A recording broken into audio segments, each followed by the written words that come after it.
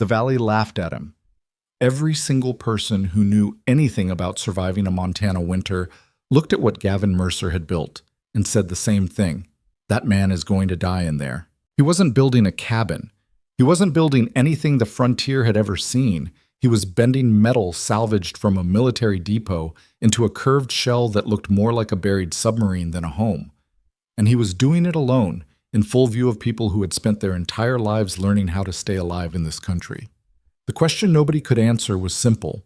Was he a fool, or was everyone else wrong? If you've ever been the only person in the room who believed something nobody else could see yet, hit that like button, subscribe, and stay until the end. And drop a comment right now telling me what city you're watching from. I want to know where you are. The frost came early to Harlan Valley that September. Not the soft frost that clings to grass and melts by noon, the kind that settles into the ground and stays. The kind that old-timers read the way other people read newspapers, pressing a boot heel into the soil, studying how deep the freeze had gone, saying nothing for a long moment before nodding to themselves and walking back to the woodpile. By the second week of September 1947, every woodpile in Harlan Valley had grown to shoulder height. By the third week, some had grown taller than the men stacking them. Walter Pruitt, who ran the feed store at the south end of town and had survived 31 Montana winters without losing a single finger, was already on his fourth cord of wood. He planned to have 7 cut and split before the first real snow. "You don't guess at a Montana winter," Walter told anyone who'd listen, which was everyone because Walter had a voice built for open spaces. "You prepare for the worst you ever seen, then you add half again on top of that. That's how you make it to spring." Nobody argued with Walter Pruitt about winter. The Harlan Valley sat tucked between 2 ridgelines in the western stretch of Montana, far enough from the nearest railroad town that supplies came in irregular and expensive, close enough to the Canadian border that the Arctic air masses found it without trouble. The valley floor ran roughly 4 miles north to south, maybe 2 miles wide at its broadest point. A creek called Teller Run cut through the middle of it, half frozen by October, solid by November, thawed again sometime in April if the year was kind. There were 41 families in the valley. Most of them had been there 2 or 3 generations.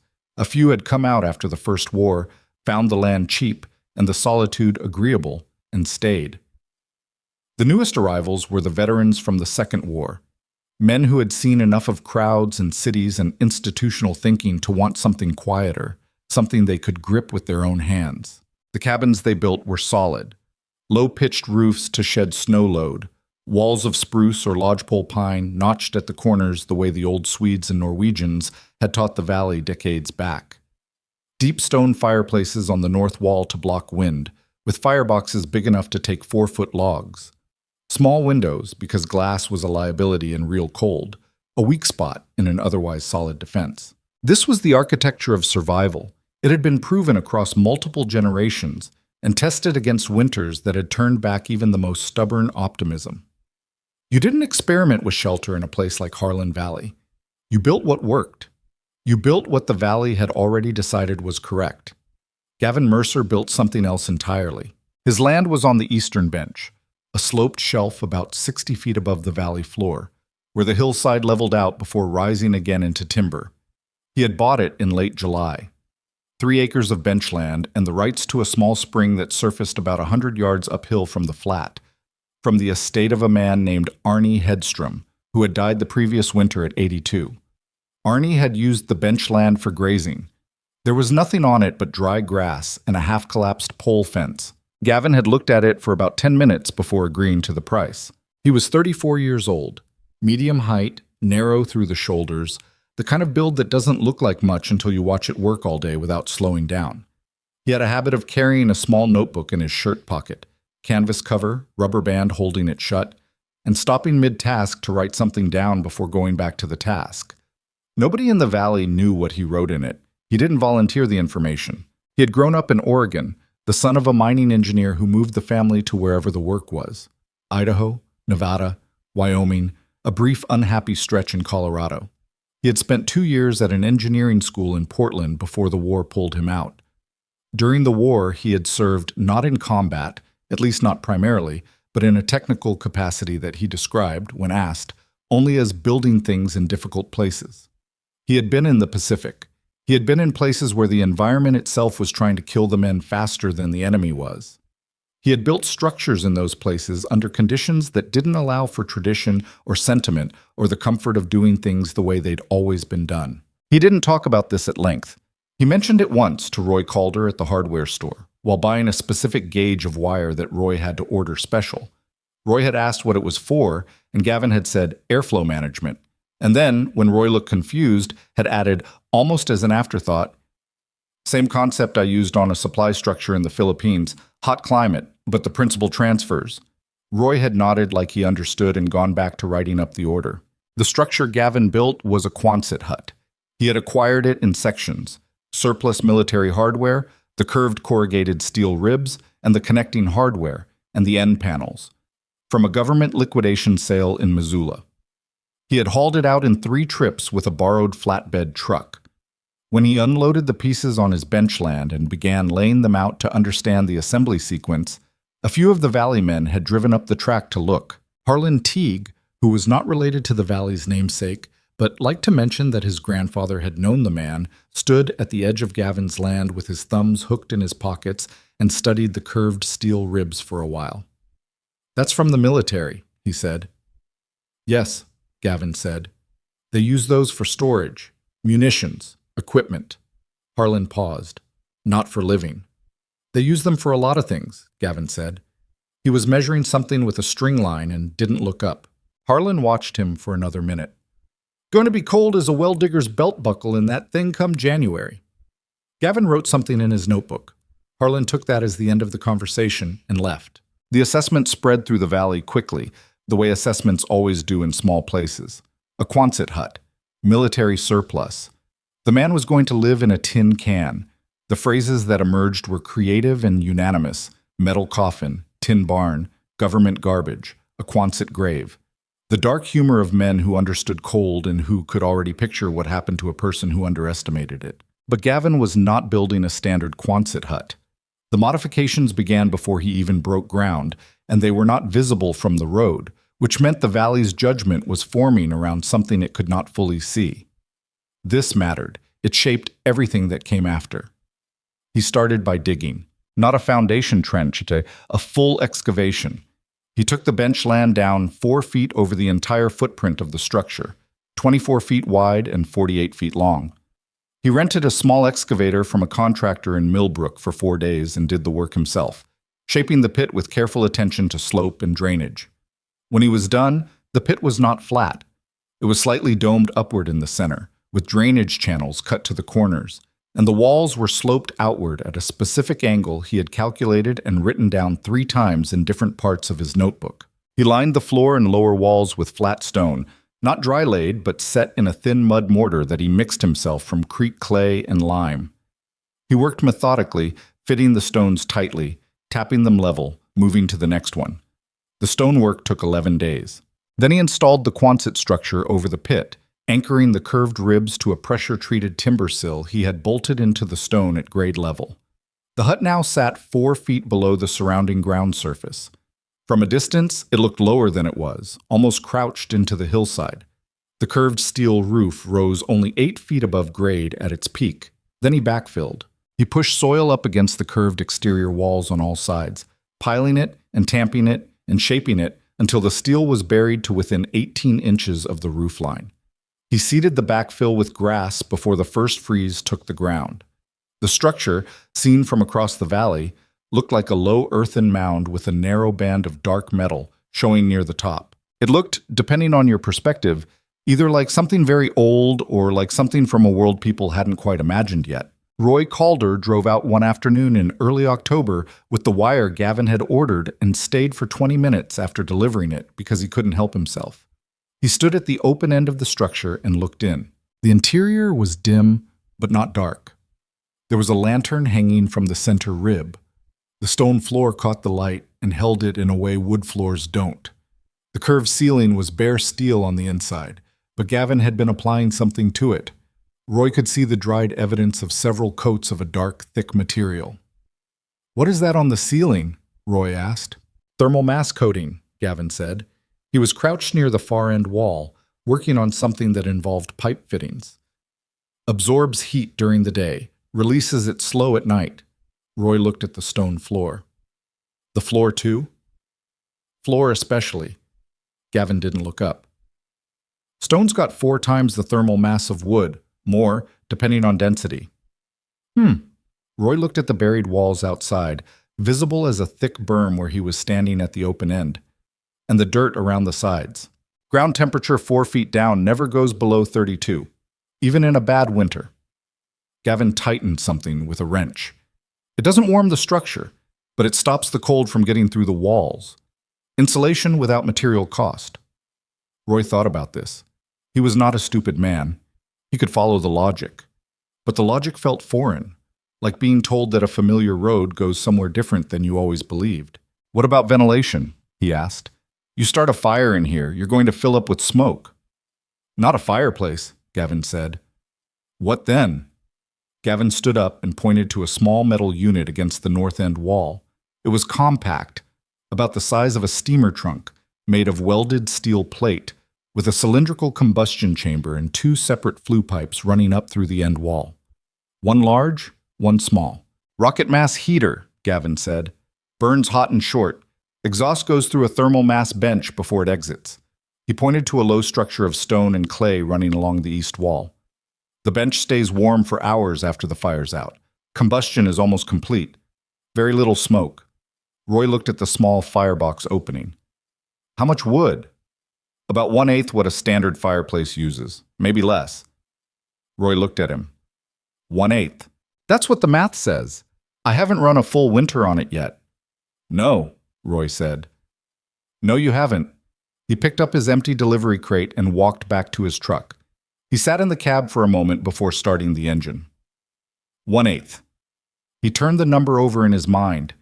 He had 7 cords of wood at his house. His neighbor, Clarence Dolby, had 8. Walter Pruitt had more than anyone. If the number was real, they all had enough wood to heat their homes for 8 winters. If it wasn't real, Gavin Mercer was going to freeze to death on the eastern bench. Roy started his truck and drove back to town. The opposition gathered structure slowly, the way real opposition does, not as organized resistance, but as a series of individual reactions that found each other and merged. Walter Pruitt was the first professional voice. He came out to the benchland on a Saturday in mid-October, unannounced, and walked around the structure twice without speaking. He was 61 years old, had been building in the valley for 40 years, and had a calm, unhurried manner that made his opinions feel like verdicts rather than arguments. When he spoke, he addressed the technical concerns directly.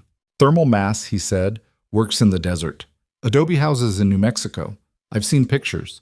The sun heats the walls all day and they release it at night. That's the climate. He looked at the earthen berm. Montana's not the desert.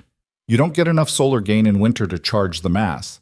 You're going to have a cold stone floor and cold stone walls and no way to heat them fast enough when the temperature drops 40 below. It was not an unreasonable argument. It was, in fact, a very good argument. It was the argument of a man who had paid attention to how materials behaved in real conditions, who had watched other experiments fail, who carried the weight of practical experience in a specific place. Gavin listened. He didn't interrupt. When Walter finished, Gavin pulled out his notebook and showed him 2 pages of calculations. Heat loss rates through soil versus wood versus stone at various temperature differentials. Thermal retention curves for different mass compositions. Projected interior temperatures at various exterior conditions based on the insulation values he had achieved. Walter looked at the numbers. He could follow them to a point. These numbers come from somewhere, he said. Where do they come from? Engineering literature, Gavin said. And 2 winters I spent in structures with similar principles. Different climate. But the physics is the same. Where? Pacific. And 1 winter in northern Canada. Walter handed the notebook back. I'm not saying you're stupid, he said carefully. I'm saying Montana has a way of making people regret being theoretical. I know, Gavin said. You've got time to build a real foundation and raise walls before the ground freezes hard. I know. Walter looked at him for a moment, then nodded once and walked back to his truck. The conversation was polite. It was almost respectful. But it moved through the valley by that evening as confirmation. Even Walter Pruitt couldn't talk him out of it. The second layer of opposition came from closer in.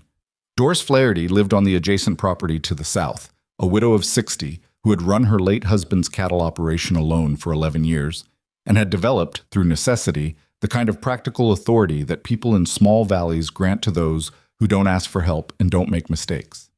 She came to see Gavin not to argue, but to make an offer. "My barn's insulated," she said. "Old hay barn, east side. If you need to sleep warm this winter while you build something proper, the offer stands." Gavin thanked her. He said he'd keep it in mind. Doris looked at the earthen mound with its narrow band of steel. "My husband," she said, "built this valley wrong once. Tried to graze the upper north pasture in February, lost 11 head. She paused. "He wasn't a stupid man either." "I'm sorry about the cattle," Gavin said. "The valley teaches the same lesson over and over," Doris said. "The lesson is, listen to what happened before." "I've been listening," Gavin said. "I listened to what happened in places with similar physics, similar conditions." "Not identical conditions." "No," he said, "not identical." She left the offer open. She didn't withdraw it, and she didn't push. She simply let it stand between them, the way people leave doors unlocked in cold country. Not as an invitation exactly, but as an acknowledgement that the night gets long. By the last week of October, the ground had frozen to 8 inches. Gavin had completed the interior: the stone bench radiating east wall, the compact heater unit, a simple sleeping platform of rough-cut lumber against the west side, shelves fitted to the curved interior ribs, and a heavy canvas curtain across the open south end that he would replace with a fitted wooden door panel when the lumber he'd ordered arrived from Millbrook. He ran the heater for the first time on October 28th. He loaded the small combustion chamber with dry pine, the pieces cut short, 14 inches, to fit the compact firebox. He lit it with a single match. The draw was immediate and strong, the combustion chamber pulling air in a way that made the flame roar almost at once, burning hot and complete, the exhaust moving through the interior of the thermal bench before exiting through the flue pipe. He burned one armload of wood over a 3-hour period. The interior temperature, which had been 38 degrees when he started, climbed to 54 degrees and held there for 6 hours after the fire went out. He sat on the stone bench in the dark and pressed his palm flat against the stone surface and felt the heat coming up through it and wrote nothing in his notebook for a long time. Outside, the temperature had dropped to 9 degrees. The stone held the heat in silence while the valley prepared for the worst winter anyone could remember. The wood Gavin had stored for the season sat in a neat stack against the north end exterior wall. He had measured and counted it many times. It amounted to a quarter cord, roughly half a face cord by standard frontier measure. Walter Pruitt had 7 cords. Clarence Dolby had 8. The Teague family, who ran the largest operation in the valley, had 11 cords stacked in 2 rows beside their barn. A quarter cord against 11 cords, against 7, against 8. The valley had done the math. The valley had made its decision. The only question left was what the winter would decide. And the winter, as it turned out, had been waiting with very specific plans. November came in quiet. That was the first wrong sign. The old-timers in Harlan Valley had a saying about quiet Novembers. The cold that doesn't announce itself is the cold that means business. Walter Pruitt had heard his father say it. His father had heard it from the Swede who homesteaded the Pruitt land before selling it and moving further west for reasons nobody recorded. The saying had outlasted both men and was now simply part of how the valley read the season. Not superstition exactly, more like pattern recognition accumulated across enough winters to carry weight. The first 2 weeks of November were still. Pale sky, thin cloud cover that let the sun through without warmth. The creek dropped to its winter level, running clear and shallow over the gravel beds. At night, the temperature fell to 12, 10, 8 degrees, then climbed back to the mid-20s by afternoon. Normal. Expected. The kind of cold a man could work in without thinking too carefully about it. Gavin worked through all of it. He had a list in his notebook, 3 pages long, of things to complete before the serious cold arrived.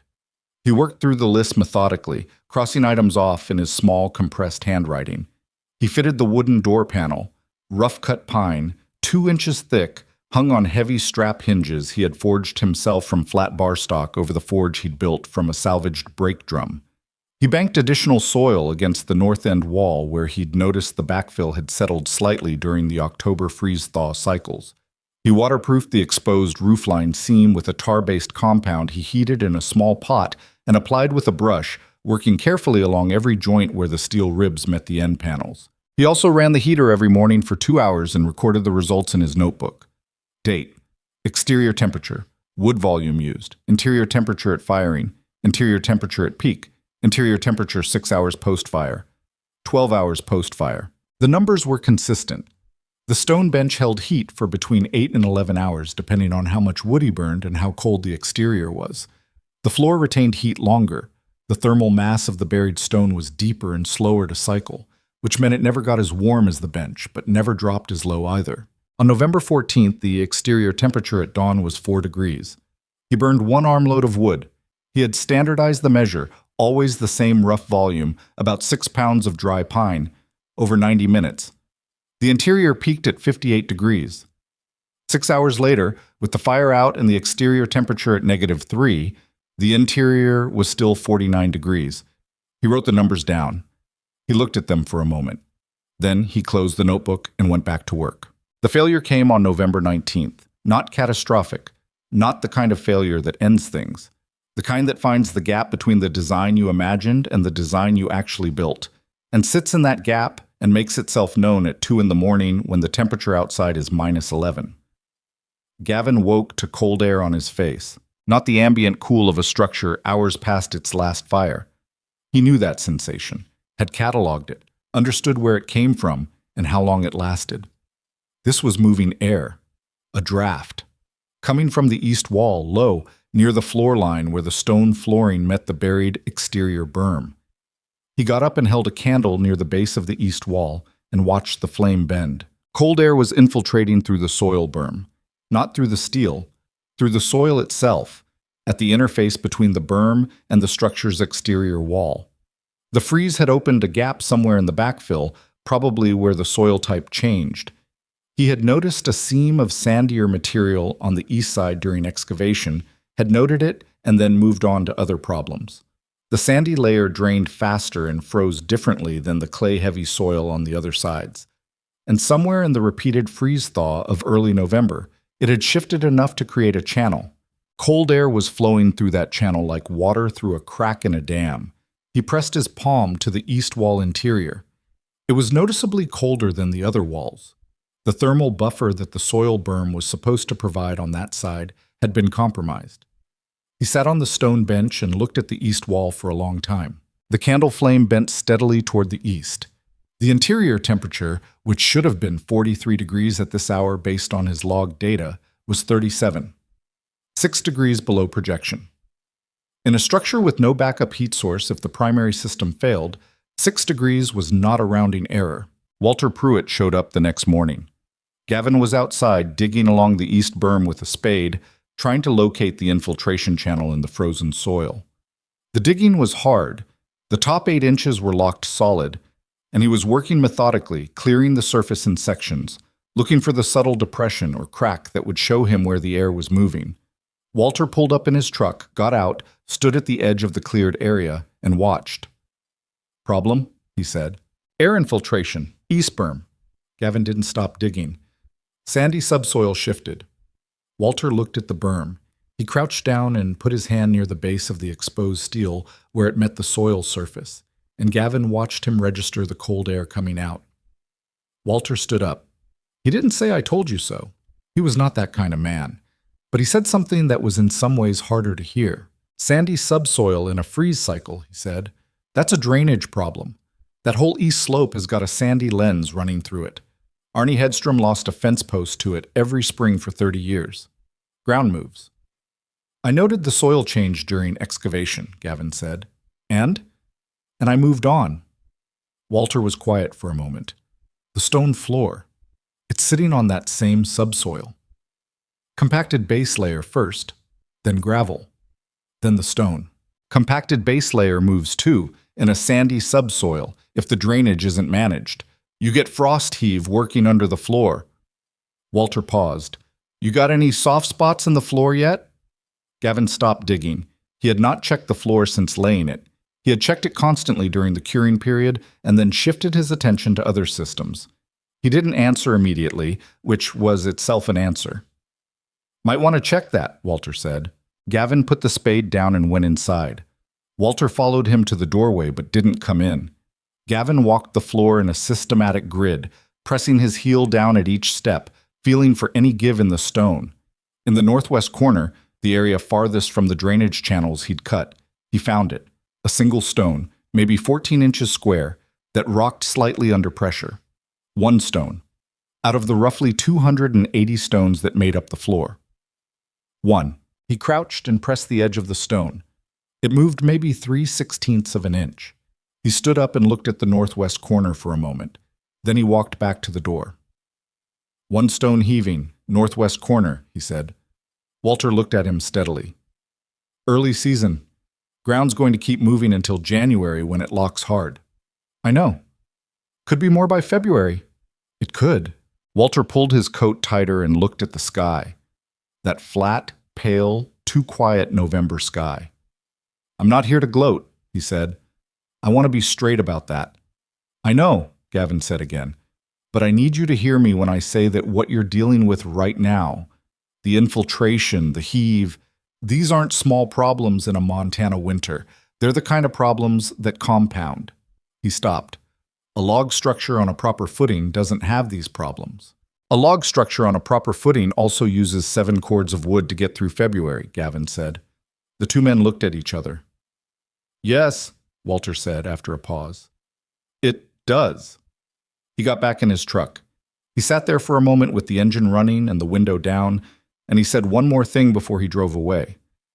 The offer from Doris Flaherty, the barn. I'd take it if I were you. Gavin picked up the spade. Walter drove away. He spent 4 days on the repairs. The east berm infiltration required excavating a 2-foot section of the sandy subsoil layer and replacing it with compacted clay sourced from the creek bank, material he hauled up in a wheelbarrow, load after load, his breath coming in dense clouds in the 16-degree air. He did not rush the compaction. He worked the clay in layers, each one tamped before the next went down, building it back up to grade in a way that would drain laterally rather than channeling air inward. While the clay was still workable, he ran a second intervention he had not originally planned, a perimeter drain. He dug a shallow trench around the base of the entire structure, 8 inches deep, lined it with gravel, and laid a section of salvaged clay tile in the bottom. The tile would intercept any water migrating toward the structure before it could freeze and shift the berm material. It was a standard agricultural drainage solution, the kind of thing that any farmer in the valley would have recognized immediately, the kind of thing that had been in common use for decades. He had not used it originally because he had been focused on thermal systems and had underweighted the drainage problem. He wrote this in his notebook without editorial comment. Did not adequately account for drainage dynamics in sandy subsoil zone. Perimeter drain added November 21st to 23rd. The rocking floor stone he addressed differently. He did not relay the stone, not yet. Instead, he packed the void beneath it with a stiff clay and gravel mortar, working it under the edges with a thin iron bar, filling the air pocket that had allowed the movement. He would recheck it in 2 weeks. If it held, the repair was sufficient. If it moved again, he would pull the stone and address the subbase directly. He also added a second layer of soil to the entire north berm while he had the wheelbarrow out, building the backfill there from 18 inches to 24. The north wall had shown no problems, but the repair work had taught him something about the difference between the design he'd intended and the design the ground was willing to accept. The design he'd intended had assumed static soil. The ground had reminded him that soil was not static. He adjusted accordingly. The heater, during all of this, ran every morning. The data in his notebook continued to accumulate. By November 25th, with the repairs complete and the clay berm packed and frozen hard in its new configuration, the interior temperature readings had returned to their projected values. He ran a full test on a night when the exterior temperature dropped to -17. He burned 1 armload of wood, 6 pounds, the standardized measure, over 90 minutes. Interior peak, 61 degrees. He let the fire die completely. 6 hours later, interior temperature, 52 degrees. 12 hours later, 44 degrees. 18 hours later, with the exterior still at -1439 degrees. 39 degrees, 18 hours after the last fire, with -14 outside. He sat with the candle and the thermometer and the notebook and wrote the numbers down. The candle flame was vertical, no draft. He checked the east wall with his palm, consistent with the other walls. He checked the northwest corner stone. Solid. It was during the repair period that Emmett Hale started watching. Emmett was 26 years old, the youngest son of the Hale family who farmed the north end of the valley. He had come back from the war 2 years before Gavin had arrived, and unlike most of the returning veterans who folded themselves back into the established patterns of the valley, taking up their father's methods, their father's tools, their father's certainties, Emmett had come back with a specific unease that he couldn't locate or name and that expressed itself mostly as silence and watchfulness. He wasn't a dissenter. He didn't argue with Walter Pruitt or with his own father, who ran the North Farm with a conservative thoroughness that left no room for experiment. He helped with the work, did what was asked, ate at the family table every night. But he watched things carefully, and the thing he was watching most carefully in November of 1947 was what Gavin Mercer was doing on the eastern bench. He drove up one afternoon, but he had no specific reason to give, so he gave none, just drove up, and sat in his truck for a while watching Gavin work on the perimeter drain. Then he got out and walked over. "That's a tile drain," Emmett said. "Yes," Gavin said. He was setting a section of tile in the gravel bed. "My father runs them in the low fields for spring melt." Same principle.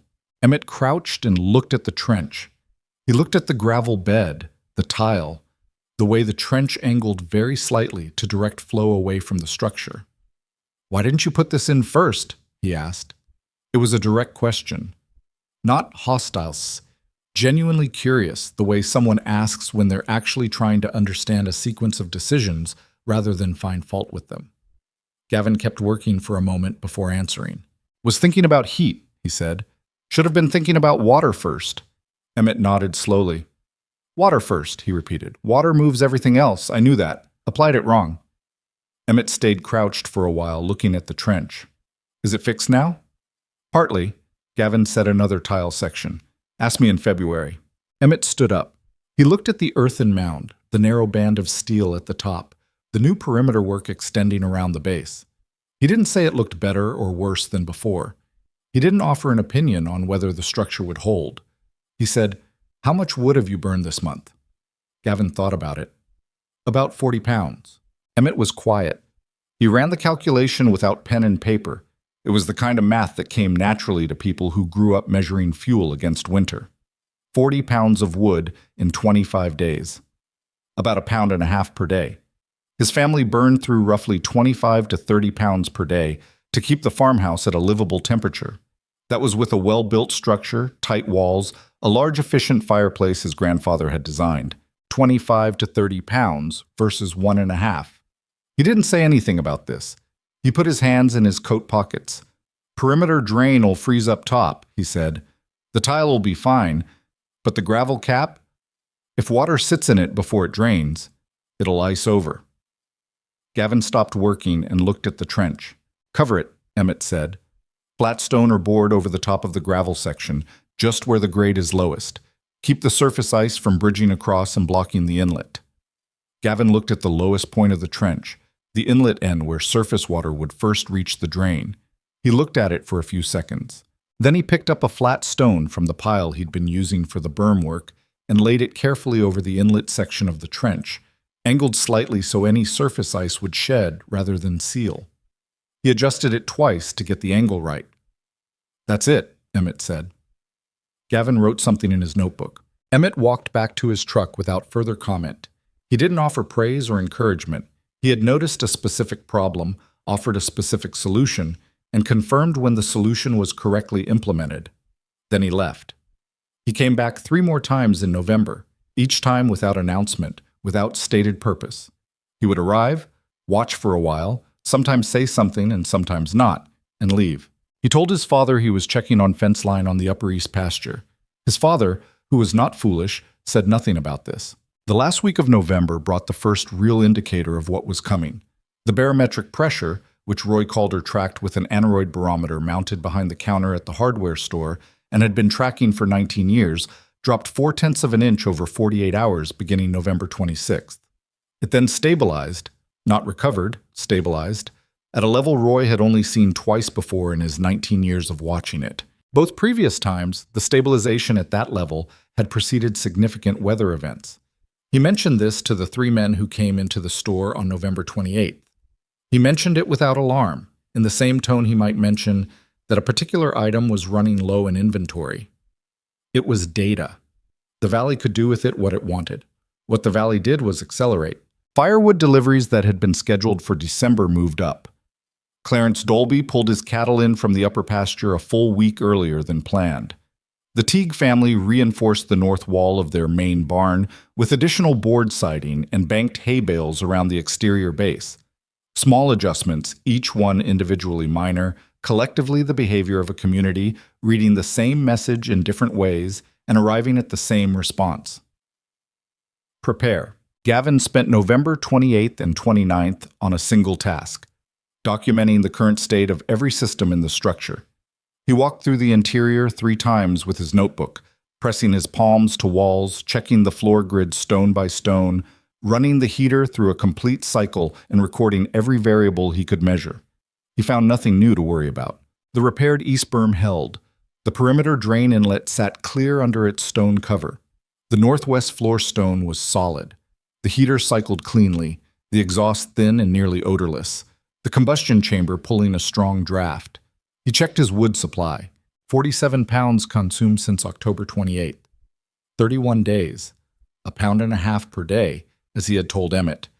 He had roughly 210 pounds remaining. The rest of his quarter cord, minus the test burns, minus the daily running. 210 pounds. He picked up a piece of pine from the stack and held it. Dry, light, the grain close and even. He had split every piece himself. He put it back on the stack. Outside, the sky had turned the specific color that old-timers in the valley called a wolf sky.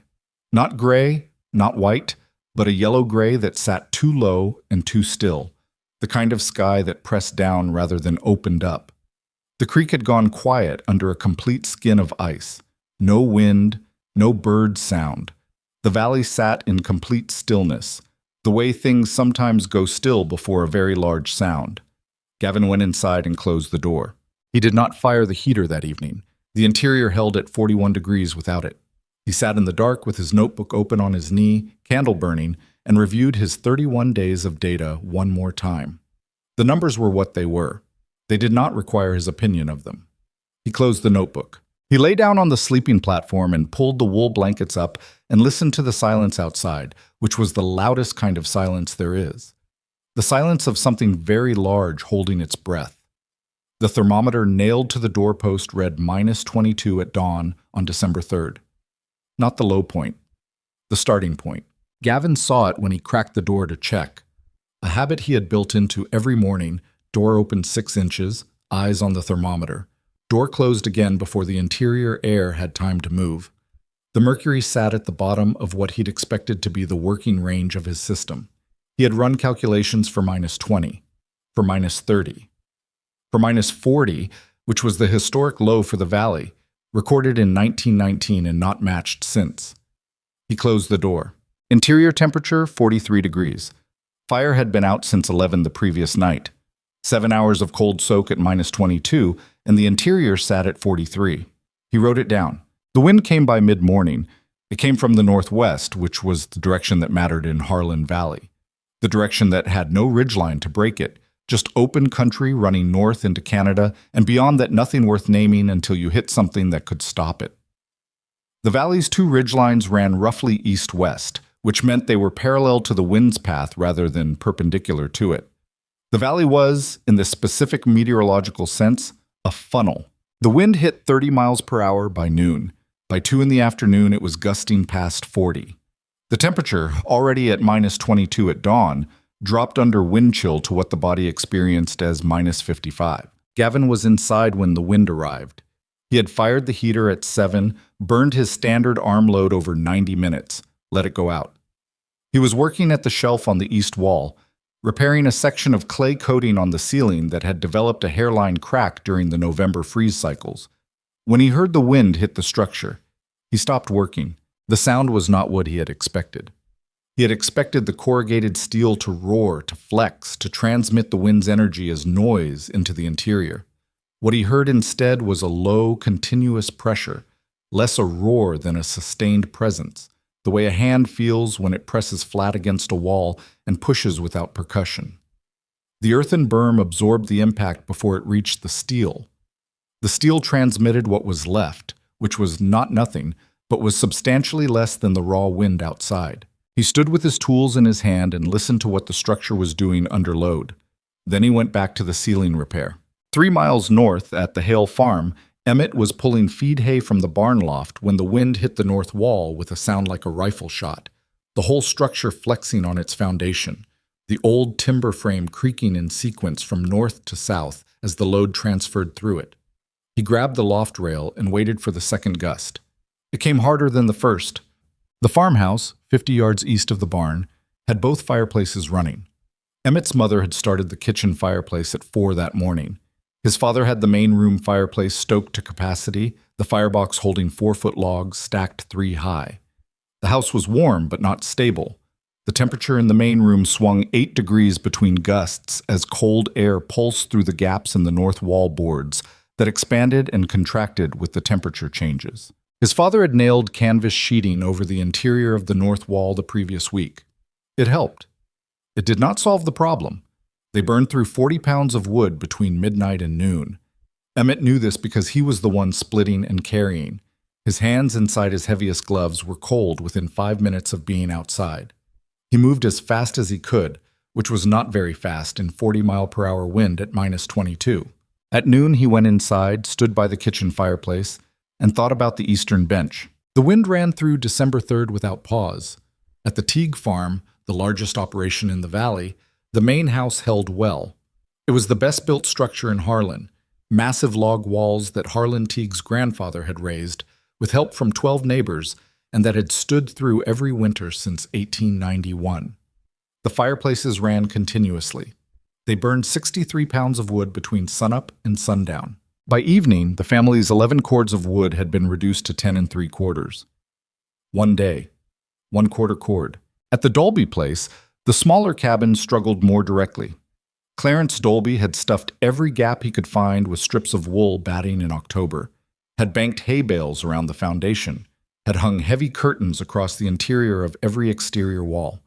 The main room held at 50 degrees with the fireplace at full capacity. The back bedroom, farthest from the fireplace, dropped to 38 by afternoon. His wife moved their youngest child's bed into the main room. She did this without being asked and without comment. Clarence burned 51 pounds of wood that day. At Roy Calder's house in the south end of the valley, the barometer he had been watching since November dropped another 0.2 of an inch during the afternoon. He looked at it for a long time. He had seen it this low once before, in 1931. He could remember exactly what that winter had done to the valley. He could remember it without effort, the way you remember things that cost you. He put his coat on and went to split more wood. On the eastern bench, the interior temperature at 4 in the afternoon was 51 degrees. Gavin had not fired the heater since 7 that morning. He had been in the structure continuously since before the wind arrived, working, and he had watched the temperature drop from 61 at peak to 56 at noon to 51 at 4.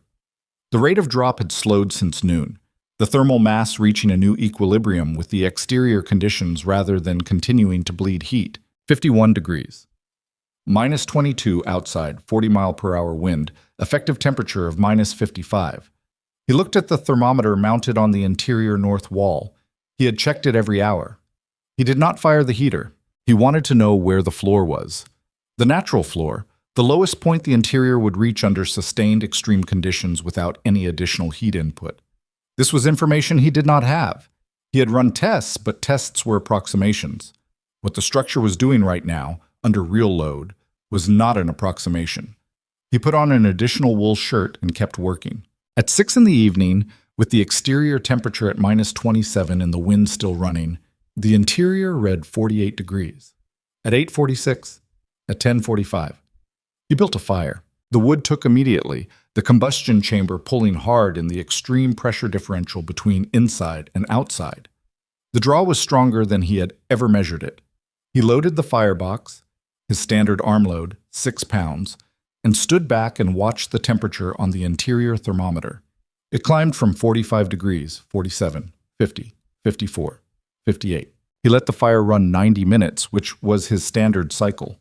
He added one additional small piece of wood at the 45-minute mark, the only deviation from his standard protocol, because the exterior conditions were outside the range he had previously tested. Final interior peak, 62 degrees. He let the fire die. He sat on the stone bench, which was radiating a heat that he could feel through 2 layers of wool, and he opened his notebook. Total wood burned, December 3rd, 7 pounds. Including the additional piece, 7 pounds. He wrote it down and looked at it. At the Teague farm, the best-built structure in the valley, they had burned roughly 63 pounds. 7 against 63. He closed the notebook and lay down on the sleeping platform. The wind outside was a continuous low roar, pressing against the earthen berm, finding the steel and moving along it, looking for the gap that was not there. The stone bench ticked quietly as it released heat into the interior, a small, irregular sound, barely audible, the sound of stored energy moving. The interior temperature at midnight, 2 hours after the fire went out, was 54 degrees. He slept. The Arctic mass settled over the valley on December 5th and did not move. 3 days of -25 to -38. Wind variable but present, running 15 to 30 miles per hour, except during a 12-hour stillness on December 6th that everyone in the valley initially mistook for the end of the event, and which turned out to be the eye of it, the pressure system rotating, reorganizing, coming back from the northwest with renewed purpose. December 7th was the worst day. -41 at dawn. That was the thermometer reading at Roy Calder's store, which sat on low ground in the middle of the valley and typically read 2 or 3 degrees warmer than the surrounding hillsides. On the hillsides and exposed ground, it was -43, -44. The historic low. Matched after 28 years. The valley did what it had to do, which was endure. The Teague fireplace ran without interruption for 72 hours. The family burned through an entire cord of wood, one full cord, 250 pounds, in those 3 days. Harlan Teague, who was 63 years old and had inherited the instinct for the valley's worst from his father and his grandfather, made a calculation on the morning of December 7th and did not like the number he arrived at. He had 10 cords remaining. He had 3 more months of serious winter ahead. He told his son to go to the Millbrook Road and see if there was any wood available from the Swanson brothers, who ran a timber operation on the far eastern edge of the county and sometimes had surplus cut rounds they'd sell cheap in winter. His son was gone when the temperature hit -41. At the Dolby cabin, the back bedroom was abandoned entirely by December 6th. The whole family, Clarence, his wife, the 2 children, slept in the main room with the fireplace stoked through the night, taking shifts tending it. The temperature in the main room held between 44 and 52 degrees, depending on the time of night and how recently the fire had been fed. 44 degrees sleeping with a child. Clarence burned 58 pounds on December 6th, 62 on December 7th. His wife did not discuss the wood supply. She was a practical woman who understood that discussing a finite resource does not increase it. She kept the children close and kept the fire fed and did not sleep more than 2 hours at a stretch. On December 7th, Emmett Hale drove to the eastern bench. He didn't tell his father where he was going. He just went. The truck's engine had been running for 20 minutes before he got in it. Anything less, and the oil was too cold to circulate safely. He drove slowly, the road surface a compressed sheet of ice under fresh powder, the wheels finding and losing traction in a continuous negotiation. He pulled up to the bench and sat in the truck for a moment. The structure looked the same as it had in November. The earthen mound, the narrow band of steel, the pine door fitted in the south end. Snow had accumulated against the berms on the north and east sides, adding another layer of insulation that Gavin had not engineered, but that the winter had provided without being asked. Emmett got out of the truck. He knocked on the door. Gavin opened it after a few seconds. He was wearing one wool shirt, no coat. Emmett looked at the shirt. "How warm is it in there?" he said. Not a question, a measurement request. 53, Gavin said. "Fire's been out since 6 this morning." Emmett stood in the doorway. He could feel the air from inside. It was not body heat. The space was too large for body heat to account for it. It was stored heat coming up through the stone floor, radiating from the bench on the east wall, held by the buried steel and the earthen berm outside. 53 degrees, 6 hours after the last fire, -41 outside. Emmett stepped inside without being invited. He stood in the center of the curved interior and turned slowly and looked at everything. "How much wood yesterday?" he said. 6.5 pounds. Emmett turned to look at him. "Yesterday specifically?" "Yes." Emmett said nothing for a moment. He pressed his palm flat against the stone bench. He held it there. "My family burned 62 pounds yesterday," he said. "Main house, 2 fireplaces." Gavin said nothing. "Teague burned more." Emmett took his hand off the bench. "Dolby burned less, but the back room—" He stopped. "Abandoned," Gavin said. Emmett looked at him. "You know that." "Doris Flaherty told me." Emmett looked at the floor. He pressed his boot heel against a stone near the center. Solid. He pressed another. Solid. "The heave," he said. "Northwest corner held," Gavin said. "Packed it in November. It held."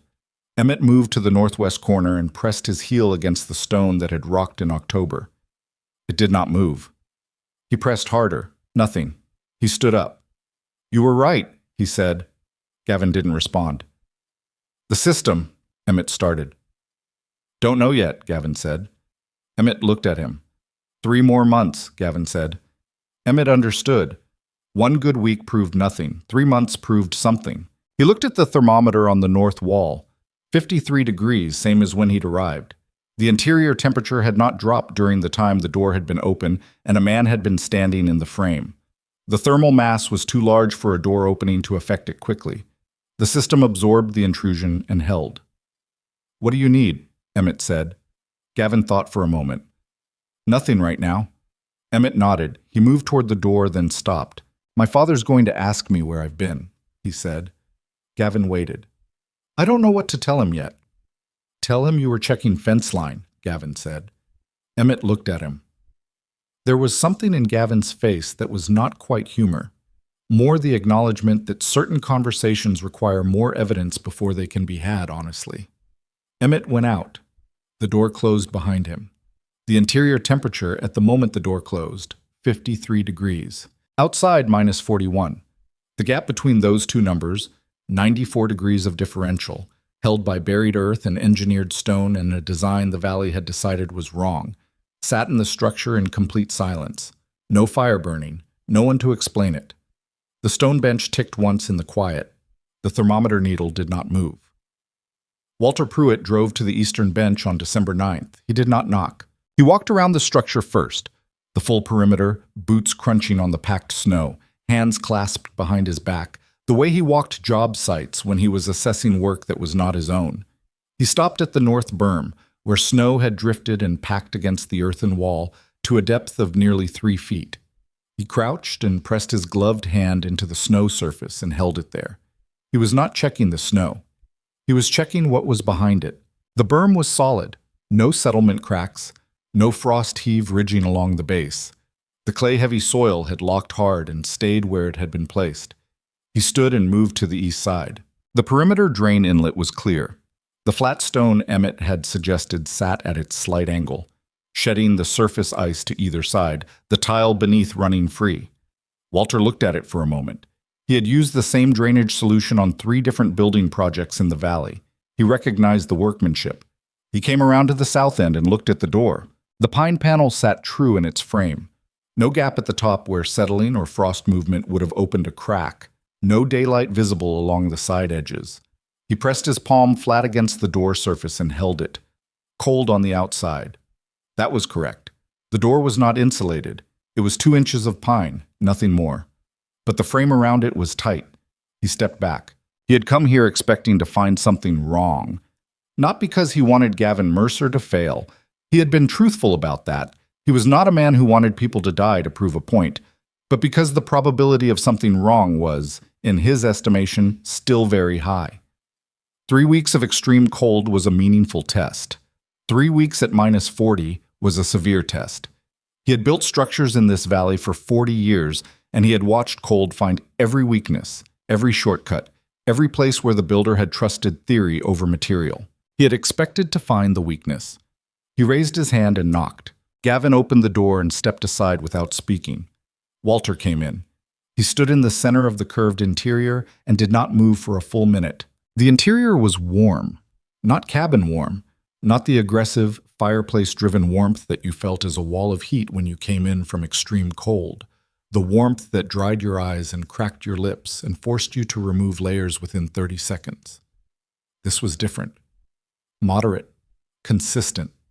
The warmth of a space that had been holding a stable temperature for a long time, not the warmth of a space being actively pushed against the cold outside. The fire was not burning. Walter looked at the heater unit. The combustion chamber door was closed. He could tell from the absence of any smell of recent combustion that the fire had been out for several hours at least. He looked at the thermometer on the north wall, 51 degrees. He was wearing his heaviest coat, his wool cap, his lined gloves. He had driven here from his house, which meant the truck had been cold, which meant his baseline was calibrated to the exterior. 51 degrees felt warm to him. It felt like a room that a person could live in. Outside it was minus 36. He looked at the floor. He walked the stone grid the way Emmett had done, pressing his heel down at intervals. He spent more time on the northwest corner than Emmett had. He crouched there and examined the repaired stone directly, running his fingers along the mortar joint, pressing the edge of the stone with his thumb. It did not move. He stood up. He looked at the stone bench along the east wall. He pulled off his right glove and pressed his bare palm flat against the top surface of the bench. The heat came up through his palm and into his wrist. Not hot, not burning, not sharp. A deep conducted warmth, the kind that came from mass rather than surface, the kind that a person felt in their bones rather than on their skin. The bench had last been charged roughly 8 hours ago, based on what Gavin had told him when he came in. 8 hours later, in minus 36, and it was still releasing heat at a rate he could feel with a bare hand. Walter kept his palm on the bench for a long time. He was a man who trusted his hands more than his eyes, and his hands more than any number on a page. And what his hands were telling him now was something that 40 years of building in this valley had not prepared him for. He took his hand off the bench and put his glove back on. He turned to face Gavin, who was standing near the door, arms at his sides, saying nothing. Walter looked at him. "How much wood?" he said. "This week?" "Total, since October." Gavin went to the shelf and got his notebook. He opened it to the running total page and held it out. Walter took it and looked at the number. He looked at it for a while. He handed the notebook back. "I was wrong," he said. 3 words. He did not elaborate. He did not qualify. He had made an assessment. The assessment had been tested against evidence. The evidence had not supported the assessment. In Walter Pruitt's understanding of how a man conducted himself, there was nothing more to add. Gavin took the notebook back.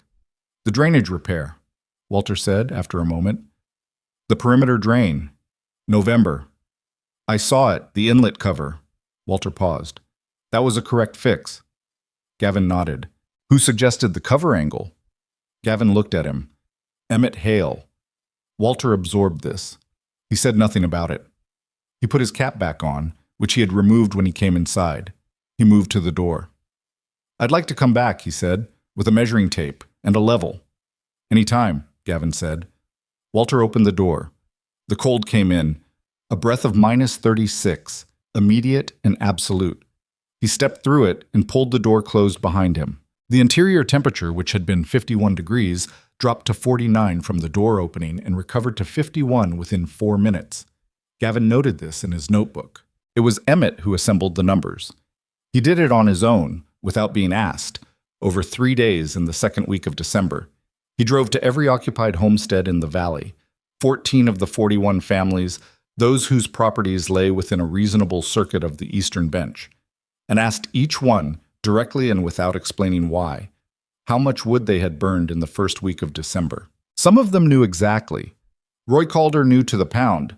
He kept a log of his own fuel consumption the way he kept inventory at the hardware store because Roy Calder organized everything he could organize. Harlan Teague knew to the cord. Clarence Dolby knew approximately. The others estimated in cords or in wheelbarrow loads, which Emmett converted to pounds, using a standard density figure he had calculated himself from his family's woodpile. He compiled the results in a table on a sheet of paper folded in quarters and carried in his coat pocket. Average wood consumption, December 1st to 7th per household in Harlan Valley, 214 pounds. Gavin Mercer, Eastern Bench, same period, 44 pounds. Emmett looked at the two numbers for a long time. He was not a man who made dramatic gestures. He was not inclined to bring the paper to Gavin and present it like evidence in a trial, or to post it at Roy's hardware store where the Valley men gathered on cold mornings. But he did bring it to Walter Pruitt because Walter was the person in the Valley whose assessment carried the most weight, and because Walter had already been to the Eastern Bench, and because Emmett understood that what happened next in the Valley depended substantially on what Walter Pruitt said and did next. He put the folded paper on Walter's workbench without saying anything. Walter unfolded it and read the two numbers. He sat down on the stool at his bench. 214, he said. Average, Emmett said. Some higher. Teague was higher. About double the average. Walter looked at the paper. 44. Yes. Against 214. Yes. Walter folded the paper along its original creases and handed it back. Leave that with Roy, he said. Emmett took the paper. He was almost to the door when Walter spoke again. The temperature in his structure, you said 51 degrees when you were there. The day I went, yes. Fire out 6 hours. Clarence Dolby's back bedroom. Emmett stopped. What was the temperature in Dolby's back bedroom during the cold week? Walter said. It was not quite a question. 38, Emmett said, during the day, lower at night. Walter looked at his hands on the workbench. 38 degrees in a room where people slept. 51 degrees in the structure everyone had called a metal coffin, with no fire burning. He did not say anything further. Emmett left. Roy Calder received the paper without ceremony and pinned it to the board behind the counter where he posted notices, wood for sale, equipment for loan, road conditions. He said nothing about it to the first 3 men who came in that morning. The first 3 men read it without being directed to it. The board was where you looked when you came in from the cold. You read whatever was on it while your eyes adjusted. The first was Dale Fenwick, who ran a small cattle operation on the valley's west side. He read the numbers, looked at Roy, looked at the numbers again, and went back to the counter. That Quonset hut? He said. Eastern Bench, Roy said. Dale looked at the paper one more time, then ordered the nails he'd come in for and left. The second man was Harlan Teague's younger brother, Pete, who was 47 and ran the secondary operation on the Teague land. He stood at the board for longer than Dale had. He had his own family's wood consumption in his head, not the average, the specific number, his family's number, and he was placing it against the number on the paper. He turned to Roy. Who verified this? He said. The 44 pounds. Emmett Hale collected it, Roy said. He got it from Mercer's notebook. Mercer's been logging it daily since October. Pete Teague was quiet for a moment. The notebook's accurate? I don't know a reason why it wouldn't be, Roy said. Pete bought 2 boxes of rifle cartridges he'd been meaning to pick up and left without saying anything else. The third man was a doctor. Edmund Ferris had come to Harlan Valley 8 years before from a medical practice in Billings. He was 61, thin, wore spectacles that fogged when he came in from the cold, and had a manner of listening to people that made them feel understood before he'd said a word. He came to Roy's store twice a week in winter to pick up what mail the valley received and to catch the day's news. He read the number on the board. Then he turned to Roy and said something that no one else had said yet. The Dolby children, he said. Roy waited. I treated the younger one last week. The girl. Ferris cleaned his glasses with a cloth from his coat pocket. A habitual gesture, something he did when he was organizing his thoughts. Chest cold. Her core temperature when I examined her was 97.1. Roy said nothing. 97.1 is not an emergency, Ferris said, but it's a direction, a trend, cold rooms at night, over weeks, in a child under 5. He put his glasses back on. It accumulates. He looked at the paper on the board again. 51 degrees, he said, without a fire running. That's what the board says, Roy said. Ferris took the paper down from the board and read the whole thing carefully. Both numbers, the date range, the average methodology. He put it back. I'd like to go out there, he said. I imagine he'll let you, Roy said. Ferris drove to the Eastern Bench that afternoon. Gavin let him in and answered his questions directly. Interior temperatures at various points in the daily cycle, the range across the worst days of the cold event, the minimum recorded during the December 7th low. Ferris moved through the interior with his medical bag over his shoulder, which struck Gavin as unusual, but which he didn't comment on. The doctor pressed his palm to the bench, the floor, the walls. He checked the ventilation. The small fresh air intake Gavin had installed in the east end panel, baffled to prevent direct cold air infiltration while allowing CO2 exchange. No combustion gases inside the structure? Ferris asked. Separate exhaust system, sealed combustion. Gavin pointed to the heater unit. The firebox draws its combustion air from outside through that lower pipe. Exhaust exits through the upper. Interior air doesn't contact the combustion process. Ferris looked at the dual pipe configuration on the end wall. He had spent 8 years treating respiratory complaints in Harlan Valley, and a significant portion of those complaints were, in his professional assessment, related to poorly ventilated indoor combustion. Wood smoke in enclosed spaces, carbon monoxide accumulation in tightly sealed cabins. The winter compromise that everyone accepted: either heat the space and breathe the smoke, or ventilate the smoke and accept the cold. Here was a space that had solved both problems simultaneously. He opened his medical bag. He took out a thermometer, such a clinical one, more precise than the simple spirit thermometer on Gavin's wall, and held it in the center of the room for 3 minutes. 52 degrees. 1 degree above Gavin's reading. The calibration difference between the two instruments. He wrote this in a small notebook he carried in his coat. The minimum recorded temperature, Ferris said, during the December 7th event. 41 degrees, Gavin said. That was before the morning fire, the low of the overnight. 41 degrees, inside. Yes? During -41, outside. -41 at dawn. It was colder overnight. I didn't have an exterior reading at the low point. Ferris closed his notebook. He looked around the curved interior one more time. I have a patient, he said. Margaret Soren. She's 73. She lives alone in that old cabin on the North Track. He paused. She's been through every winter since 1901. She survived the 1919 low. But she burns through wood faster than she can manage alone, and she can't... He stopped. Gavin waited. She fell twice last winter, Ferris said, getting wood from the stack in the dark. He picked up his bag. He did not ask Gavin anything further. He had the information he had come for. He walked to the door, and then he stopped with his hand on the latch. What would it cost to build something like this? He said. Roughly. Gavin thought. The military surplus huts are cheap right now. Surplus from the war. The labor is the main cost. He paused. The heater unit can be fabricated locally. Roy has most of the materials. Roy Calder. Yes. Ferris nodded. He opened the door. I'm going to see Margaret Soren, he said. He went out. Emmett Hale was at his family's woodpile on the morning of December 14th, when his father came out and stood nearby in the way fathers stand when they have something to say and are deciding how to say it. Carl Hale was 58, a large man who had gone heavier in the shoulders and thinner everywhere else as he'd aged, and he had a deliberateness about him that his son had inherited in modified form. He did not speak for a while. He watched Emmett split rounds for the kitchen fireplace. You've been to the eastern bench, Carl said. Emmett split a round. Yes.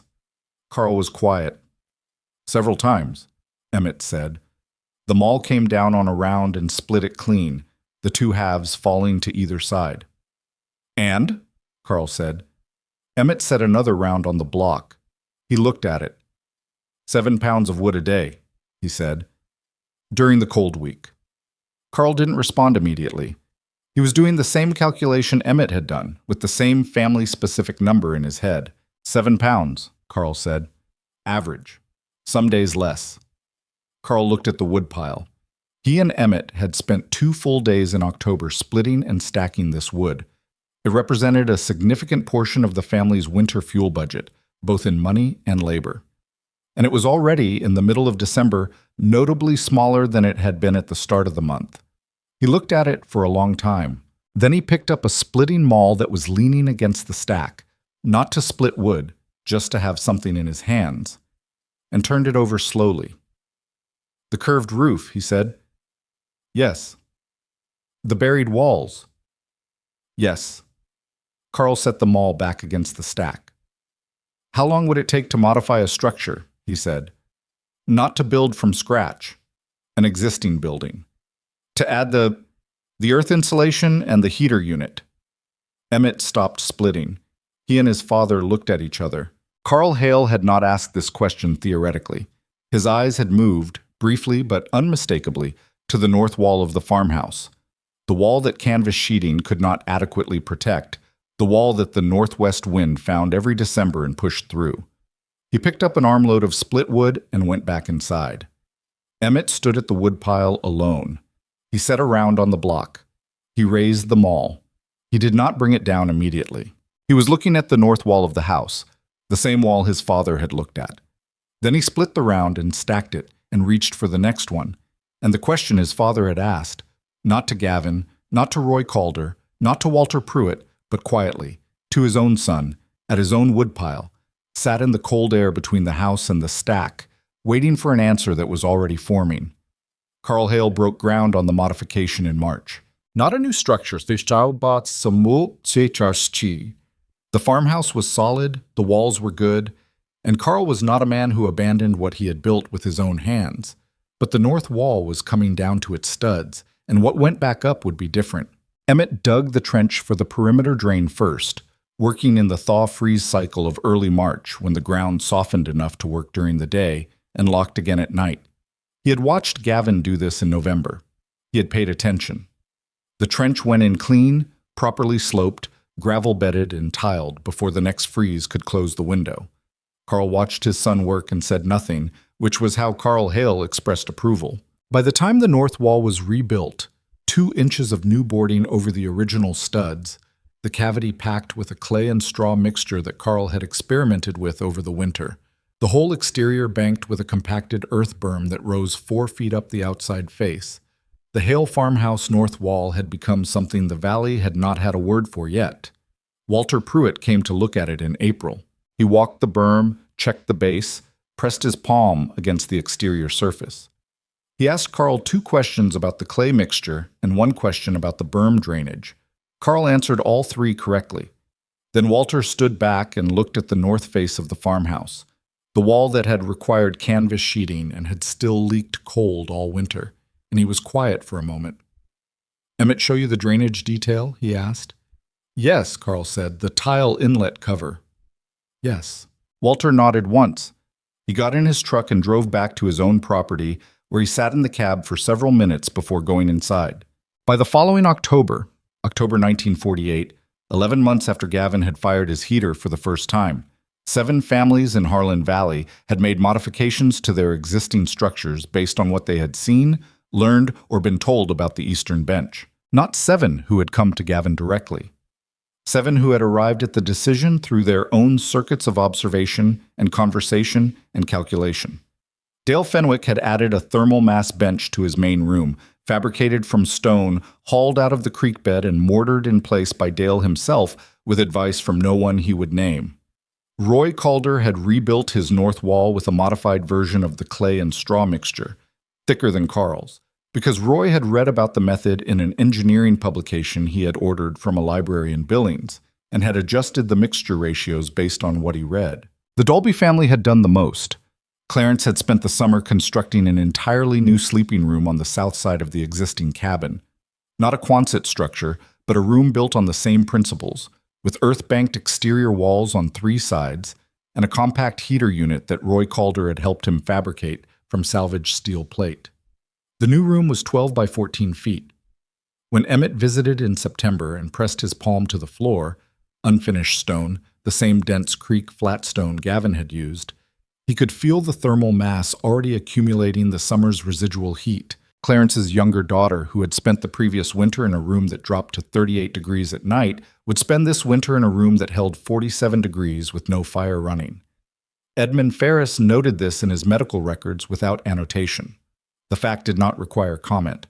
Margaret Soren, the 73-year-old woman who lived alone on the North Track and had fallen twice the previous winter getting wood in the dark, moved into a modified structure in November 1948. The modification had been built by Walter Pruitt. He had done it without being asked. He had driven to her cabin in late August, knocked on her door, and told her he wanted to make some changes to her north wall and her heating arrangement. He told her it would cost her nothing. He told her it would take 4 weeks. It took 3 weeks and 2 days. The heater unit he installed was the most refined he had built. He had fabricated 4 of them by that point, each one better than the last, the combustion geometry improving as he understood more about the draw dynamics. Margaret Soren's unit had a longer internal exhaust path through the thermal bench, which meant more heat transferred to the stone before the exhaust exited. It burned approximately 1.25 pounds of wood per hour at full combustion, less than Gavin's original unit by roughly a quarter. Walter had not discussed these improvements with Gavin. He had developed them himself through observation and trial, the way he had developed every building skill he possessed. When Margaret Soren moved through her first modified winter and reported to Edmund Ferris in April that she had not fallen once, had not run short of wood, and had slept without waking to cold for the first time in several years, Ferris wrote one line in his notebook: structural modification, North Track Cabin, W. Pruitt. Patient outcome, stable. The Valley did not name the method immediately. Communities rarely name things while they are still learning them. The name comes later, when the thing has become familiar enough to reference without pointing at it. By the winter of 1950, people in Harlan Valley were calling it bench-built. The term was imprecise.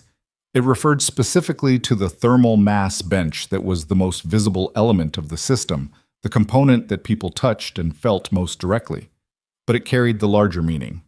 A bench-built house. A bench-built modification. Did you put in the bench yet? The notebook that Gavin Mercer had kept through the winter of 1947 to 1948, the canvas-covered one with the rubber band, recording every temperature reading, every wood volume, every system adjustment, sat on the shelf in his structure on the eastern bench for the next several years. People who came to see the original would sometimes ask to look at it. He would hand it over without ceremony. Roy Calder borrowed it in the spring of 1951 to copy out the data tables. He returned it 6 days later. His copies went into a ledger that he kept behind the counter at the hardware store alongside the building specifications and materials lists that people asked for when they wanted to build the bench modification into a new or existing structure. The ledger was consulted over the following decade by families in Harlan Valley, and then by families from Millbrook, 40 miles east, who had heard about the valley's wood consumption records from a county agricultural report that mentioned, without elaboration, that fuel usage in the Harlan district had decreased by 31% between 1947 and 1952. 31%. 5 years. 41 families. The county report did not name Gavin Mercer. It cited no individual. It was a data table. Column 1, year. Column 2, estimated cordwood consumption per household. Column 3, year-over-year change. The numbers told the story without assistance. The original structure on the eastern bench was still standing in the spring of 1959, when a young man named Thomas Greer came to Harlan Valley from Oregon looking for land. He was 27, a surveyor's assistant who had saved enough to buy a small acreage and wanted to build on it himself. He had heard about the valley from a cousin who had passed through. He had heard, specifically, about the way people built there. Walter Pruitt, who was 73 by then and had retired from active building 3 years before, but had not lost the habit of walking job sites, drove Thomas Greer to the eastern bench on his second day in the valley. The structure had changed in 12 years. Gavin had extended the south end, adding a second room that doubled the living space. He had replaced the original pine door with a heavier panel, double-layered with an air gap between the layers. He had added a second perimeter drain on the west side when the land grading above the bench had changed with a logging operation uphill.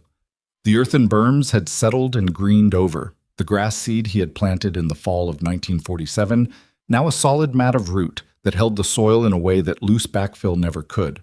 From a distance, the structure looked less like something built than like something grown, a low form rising from the hillside, organic in outline, the narrow band of steel at the roofline, the only element that reminded you it had been assembled from parts.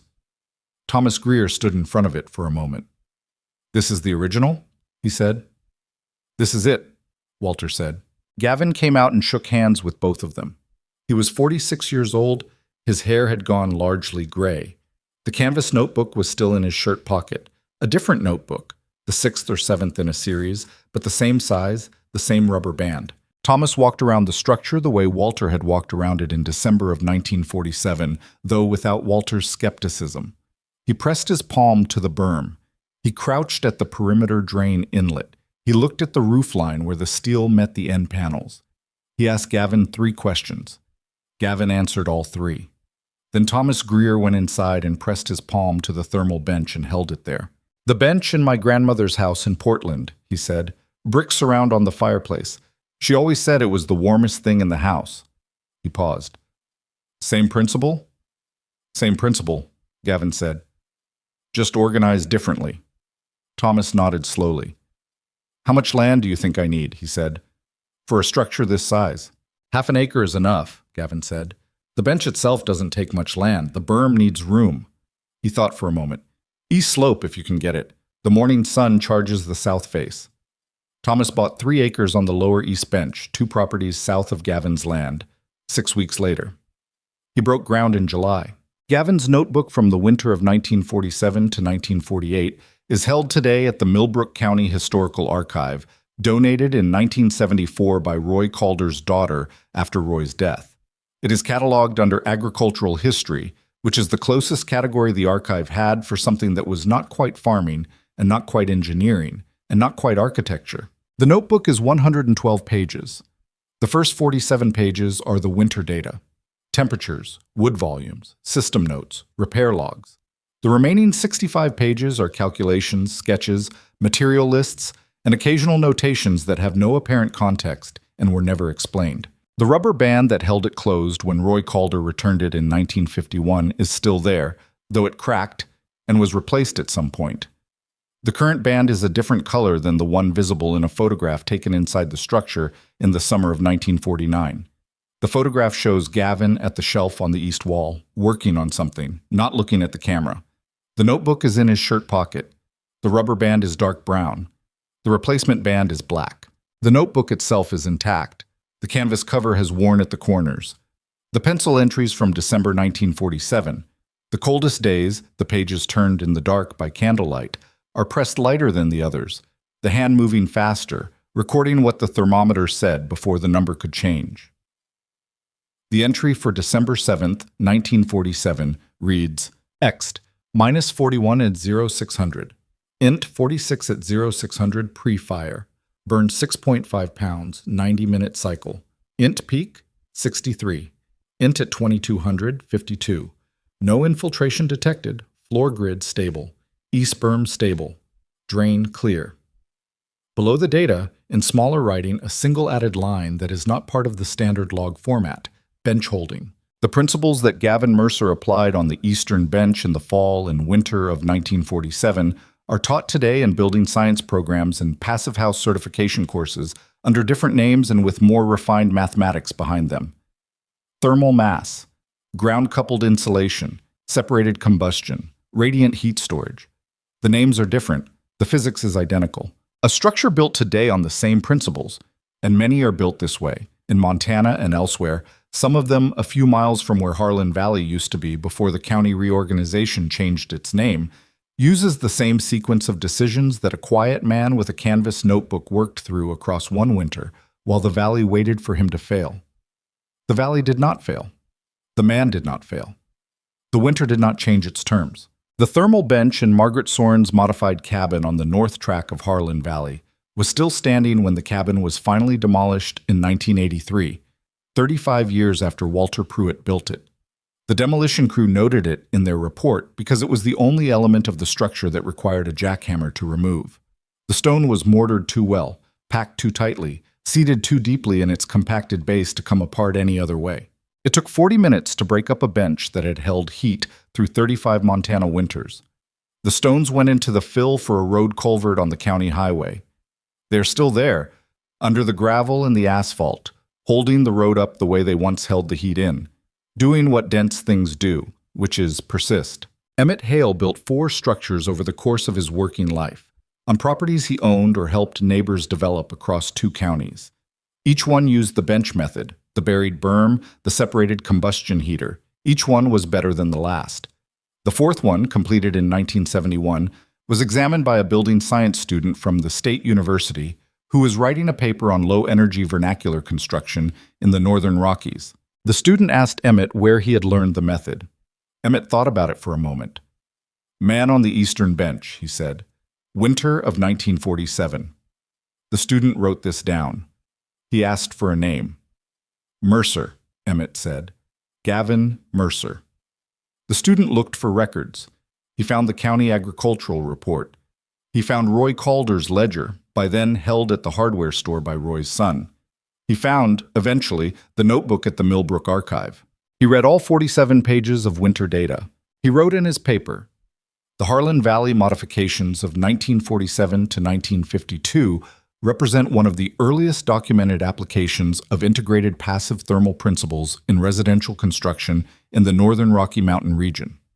The original structure, designed and built by a single practitioner working from engineering principles developed in non-residential contexts, achieved performance metrics that would not be replicated in the region's mainstream residential construction until the energy efficiency movement of the 1970s. Gavin was 68 years old when the paper was published.